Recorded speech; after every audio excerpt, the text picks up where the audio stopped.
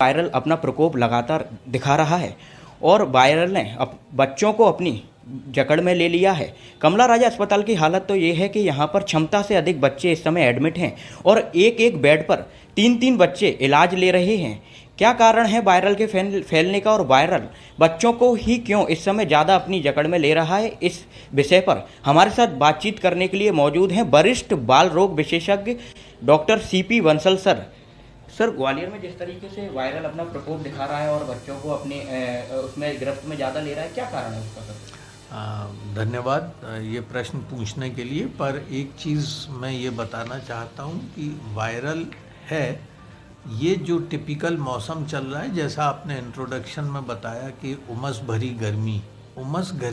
गर्मी में वायरल बढ़ते हैं, मच्छर बढ़ते हैं, इनको हम लोग वेक्टर बॉर्न डिजीज़ेस कहते हैं।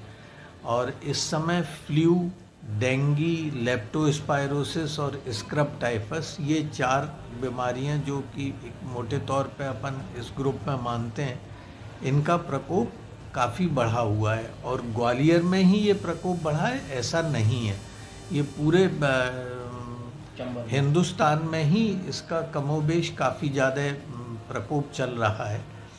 और ये बच्चों में क्यों अधिक है ऐसा भी नहीं है, बच्चे और बड़े दोनों में ही इसका प्रकोप चल रहा है।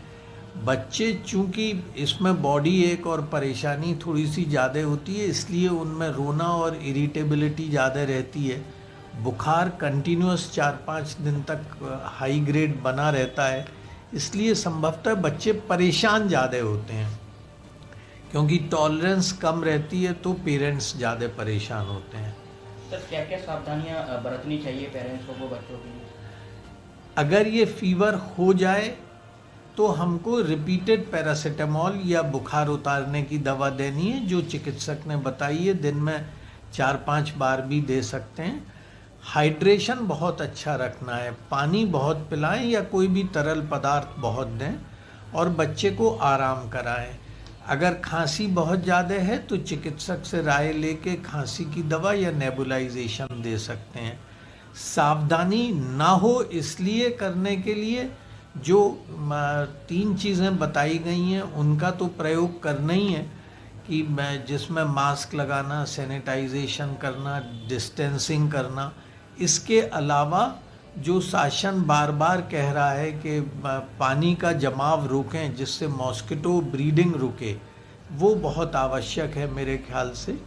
और सबसे ज़्यादा परेशानी इन्हीं जगह से, ब्रीडिंग प्लेसेस से होती है, जो मच्छरों के बढ़ने की जगह हैं, उनको रोकना बहुत आवश्यक है मेरे ख्याल से। और डिस्टेंसिंग और बाकी चीज़ें जो कॉमन अपनी बचाव में चल रही हैं।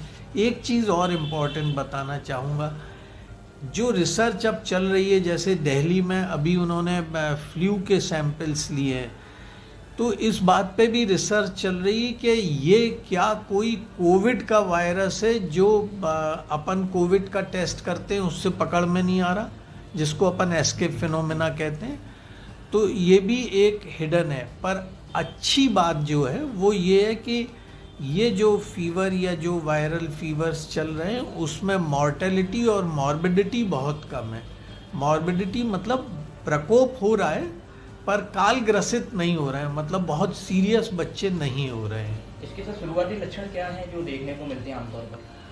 खांसी, जुकाम, तेज बुखार, बदन दर्द, बेचैनी, रोना।